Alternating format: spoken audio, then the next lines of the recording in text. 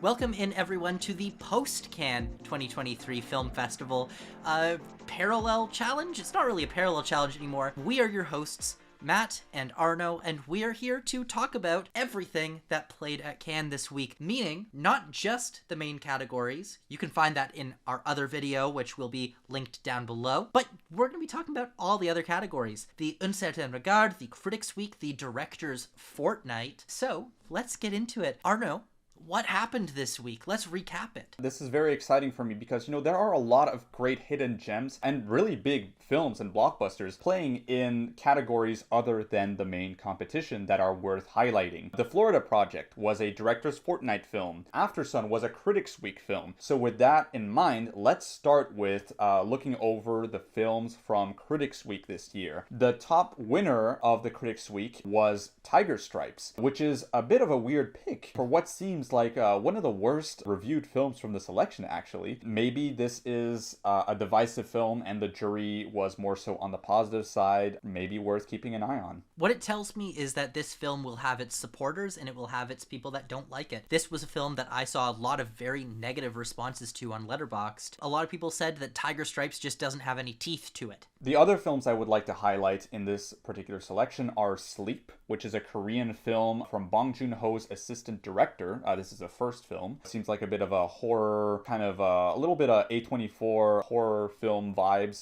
from the trailer of this one. The Rapture and Inshallah a Boy seem like very good kind of feminist dramas. Vincent Must Die is maybe the one that caught the most my eye, and I'm really happy to see it get a lot of positive notices. I'm very interested in this one. Sounds like a really messed up kind of Kafka-esque story about a guy who gets beat up. Things just get worse from there. It seems like he's been given the getting beat up touch or something like that, where everybody now wants to beat him up, and maybe he just is destined to die, as the title suggests. And then the closing film of that category, No Love Lost, which apparently is quite great and charming. That's a great lineup of films. Now, the only film that you didn't mention that I saw some love for online was Emma Gloria. Could you speak a little bit to that one? Yeah, that's a good one to mention. I heard some good things, although on a more personal level, I was not hooked by the concept or the premise, and the reviews were good, but, not like exceptional. Moving on to Director's Fortnight, the opening film is called The Goldman Case, which is apparently a really, really great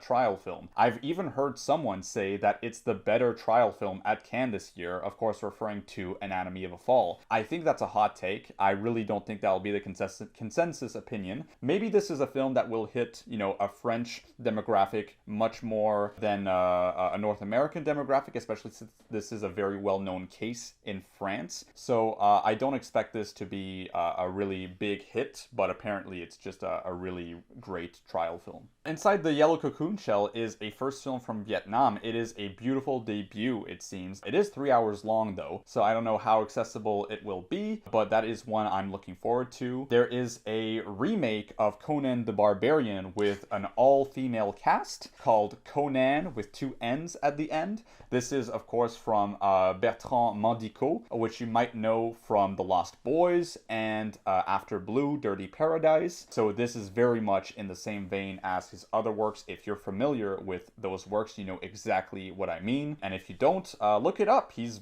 really weird and avant-garde and out there. Creatura won the top prize at Director's Fortnight, one to look out to. It seems a bit divisive. Reactions are pretty good overall. It didn't necessarily catch my eye until it won the prize, so maybe this is one that would have gone under the radar otherwise. I want to highlight The Book of Solutions, which is Michel Gondry's new film. Seems like a fun film, but don't expect this to be nearly on the same level as his biggest films like Eternal Sunshine of the Spotless Mind. This is also a film in his native French. Then I want to highlight 2 American films. Riddle of Fire, which seems to be a standout debut from director Weston Rizzulli. This is about children who are sent on an errand but wind up having a wild adventure in the wilderness instead. It seems very fun. Apparently it's labeled under the genre action, which gives me some hope that this is a bit of a wild ride. And then The Sweet East, which is maybe one of the more talked about films from Director's Fortnight this year. This is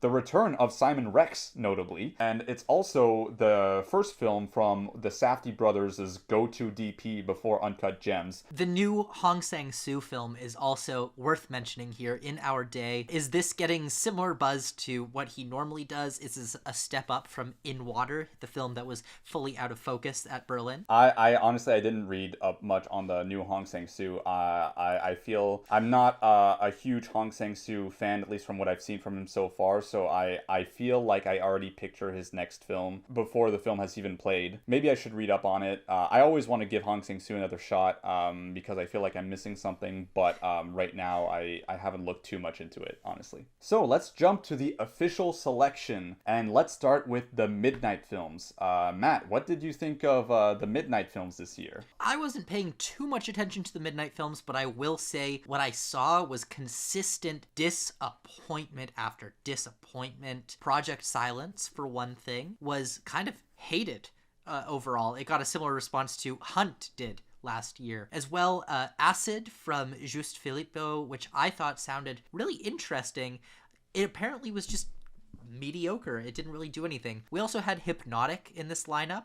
We knew from the reviews in the States this was not a great film, and yet it was still here at Cannes. The King of Algiers actually seems pretty fun and got some decent to good reviews, but everything else had horrible reactions. I really hope that films like Kennedy and Project Silence that you mentioned wind up being better received once they play outside of Cannes. So yeah, really just a lot of disappointment from the Midnight lineup. Cannes' Midnight programmer is not very good. Maybe we're spoiled as TIFF goers with Peter Kaplowski and Colin Geddes and what they've done for the Midnight films at TIFF, but oh my god, the lineup of Midnight always seems not like it's not like they're always bad films in the Midnight selection. They're just films that don't feel like Midnight films. Let's move on to the special presentations, where we have a lot of interesting films to highlight. Let's start with Occupied City, which is one of the first films to play at this year's Cannes, the new Steve McQueen documentary that is around 4 hours long. And this film had a mixed reception, but it seems like the people who love this film really love it. So if you're a big Steve McQueen fan, this is one not to miss, but it will likely be seen, I think, as a minor work for McQueen. Next, we have Pictures of Ghosts, which is from the director of Aquarius and Bacurau. He has made a personal documentary about his home city and about cinema. Next, we have Bread and Roses, which is a Jennifer Lawrence produced documentary. Seems like a strong film right now. We don't have a ton of reactions, but the reviews I've read and the reactions I've seen are usually on the positive end. I know that this might not have been the biggest and the best launching point for this film, given that there were just some films with a much bigger profile. But if we see this play in other festivals in the fall and down the line, and this keeps getting more and more momentum, don't be surprised if this gets an Oscar campaign. Next, I want to highlight Robot Dreams, which was actually bought by Neon at the beginning of the festival. This is, I think, a possible animation contender, even if it doesn't actually end up being nominated at the end. Seems very fun and cleverly written, but also emotional. And lastly, I want to highlight Strange Way of Life, another success for Almodovar. This is a short film around 30 minutes long with Pedro Pascal and Ethan Hawke, and look out for it to appear in the live action shortlist, and maybe even a nomination. I know that The Human Voice did not get nominated, but maybe that was a weird, inaccessible one-woman show, I should say, whereas this is a little bit more of a fully rounded kind of Western story. In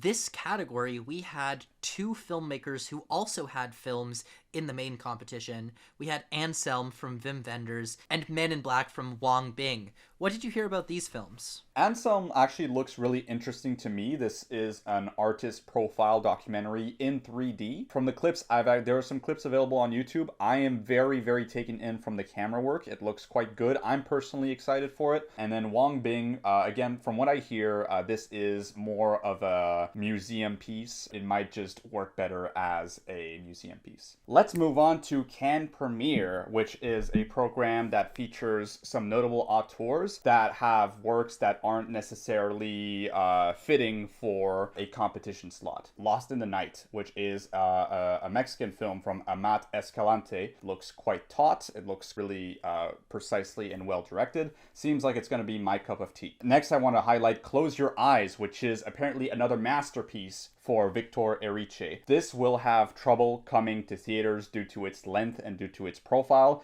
but don't forget this one. Even at Cannes, I don't think he was given the platform to really boast his big return, unfortunately. Worth highlighting is Takashi Kitano's Kubi, which apparently is alright. It's not his better work, but, you know, it is Kitano, so it's probably worth checking out in some ways. And then the last one I want to highlight here in this program is Just the Two of Us, which to me is a big surprise. I was not expecting much from this, from Valérie Donzelli, but this looks like it might be this year's Asbestas, which was another kind of Cannes premiere film that played towards the end of the festival and that surprised us all in just how good it actually ended up being. So I'm very, very interested to see what this film turns out to be, much more so than I was a week ago. Not mentioned there was Eureka, which I heard great things about. I heard a few people say that they walked out of it because it was very long, very slow, but I heard others say that this is one of the most rewarding films at Cannes this year. So let's move on to one of the biggest, most bombastic selections, the out of competition selection. I mean, all of these films we've mentioned so far are technically out of competition. The label out of competition is reserved for the films that also play in the same big room, the Grand Théâtre Lumière, as the competition films. So this is where you have your big blockbusters, your major films. As expected, Jeanne du Barry, which was the opening film, is mid. Johnny Depp really is in it for 15 minutes, and this is a film that will, I think, easily be forgotten in the years to come. Good riddance. I don't particularly like my one's work, so I'm fine with that. Apparently, Indiana Jones 5 is all right. It's, I think that general audiences are going to dig it a lot more than Cannes audiences, but this didn't end up being a Top Gun Maverick as far as weirdly aligning the critics and the audiences. Next, I want to highlight Cobweb, which is the return of Kim Ji-woon, and apparently this is a big one. This may be the Korean studio film of the year. Do put that on your list if you're a fan of Korean cinema. This also stars Song Kang-ho, as do a lot of Kim Ji-woon films. This is a film that apparently is just very entertaining, but also very meta, a film that's also a little bit mind-bending. And then, of course, we have Killers of the Flower Moon, which I'm sure you'll be talking about with Dylan all year. This looks like it could be one of Scorsese's very best. I can't wait to see all 3.5 hours of it. I'm very, very excited for this one. I don't want to say anything more until I really see it. I'm just happy to see that the reception of this has been pristine. And finally, of course, Elemental, which as we're recording this has not premiered yet, so we won't talk about Elemental. And then finally, let's talk about the Un Certain Regard. First of all, the Moroccan film Hounds takes the jury prize, which is, you know, essentially a bit of a second prize for Un Certain Regard. This is a film taking place in the crime underbelly of Casablanca. Characters try to dispose of a body, yada, yada, yada. It seems like a taut thriller. Next, The Mother of All Lies takes the director prize. This is a documentary that sees the effect of the 1981 Moroccan bread riots. Yes, that's 2 Moroccan films winning Un Certain Regard prizes, and they're the only 2 that were selected, so it's a good day for Morocco. Next, The Buruti Flower takes the Ensemble prize, and apparently this is a film about the lives of indigenous children in the Amazon forest. Next, Goodbye Julia takes the Freedom Prize. This is the only prize I correctly predicted, incidentally. This is the first Sudanese film in the official selection. It talks about the tensions between North and South Sudan before the separation of the 2 countries that happened 10 years ago. And then Auguri takes the New Voice Prize. So, you know, Un Certain Regard has these custom prizes, right? So you have the Freedom Prize kind of representing a film that it advocates freedom. And then you have this New Voice Prize, which is clearly the jury thinking that this film really evokes a new voice, a new talent. And with this film,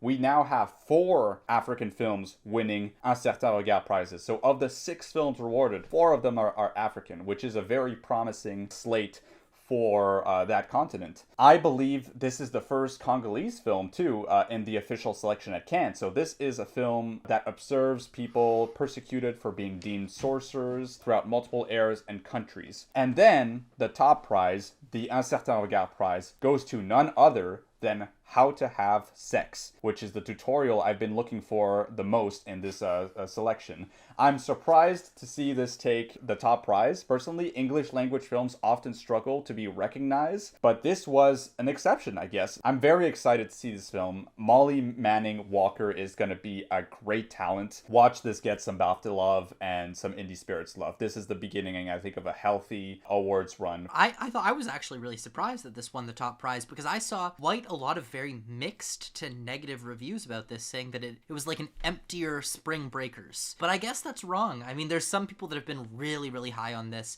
I know the Oscar expert is a big, big fan of this film. But yeah, there were some people that I have been following that really didn't like it. So I was shocked to see this win. With that being said, we've talked all the prizes. What are the other films in the lineup that went home empty-handed that you are really looking at strongly? The first one I'll mention is The Animal Kingdom, which is the film that opened the selection this year. This got more positive reactions from what I imagined, actually. I don't particularly like the lead actor here, Romain Duris, so that might limit my enjoyment of the film, but I could see myself digging this anyways because of the kind of fantastic premise. Apparently it's about people that randomly turn into beasts or animals. The Nature of Love, I want to highlight. This had great reactions. This is going to be a thought-provoking yet hilarious crowd pleaser. So happy to see Monia Chokri get a lot of recognition for this film. I think this is going to be her best film. Then I want to highlight The Delinquents, which was bought by Mubi, and word of mouth is very good, at least from critics. Weirdly enough, the Letterboxd curve for this one is not that high, but everything I've heard of it outside Letterboxd is fantastic. I also want to mention The New Boy, which I guess was underwhelming. A little bit of a surprise given,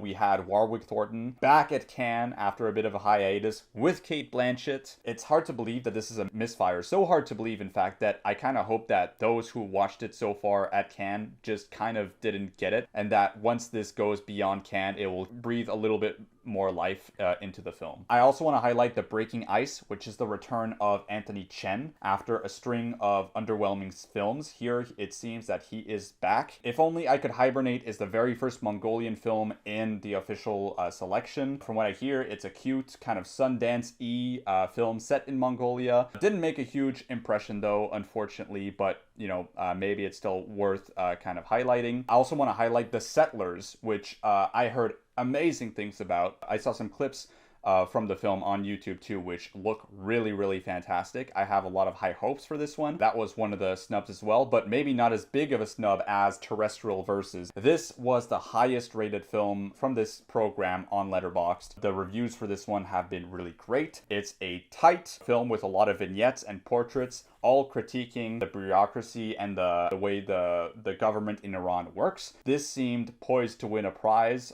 if not the top prize, and I can't believe this just got nothing. And then the last one I want to briefly mention is Salem, which right now has mixed reactions, but the filmmaker who is behind the film Sherazade from a few years ago, and the premise, which essentially seems to be a mix between a fantasy film and a hood film put together in one, just seems like something that should work. We'll see how those mixed reactions evolve throughout the year. Thank you very much for giving all of the background there. This has been probably a mammoth of a video with all of these films from all of these different selections being spoken about here. Let us know in the comments, what are you most anticipating from here? But that officially brings us to the very end of our Cannes coverage for this year. Thank you so much for watching. If you've been tuning into these videos, we really appreciate it. There's a lot of passion here from the two of us towards the Cannes Film Festival. It is a dream of both of ours to attend, and it's nice to be sitting here and just talking about these films. Thank you so much for watching, and we'll see you later.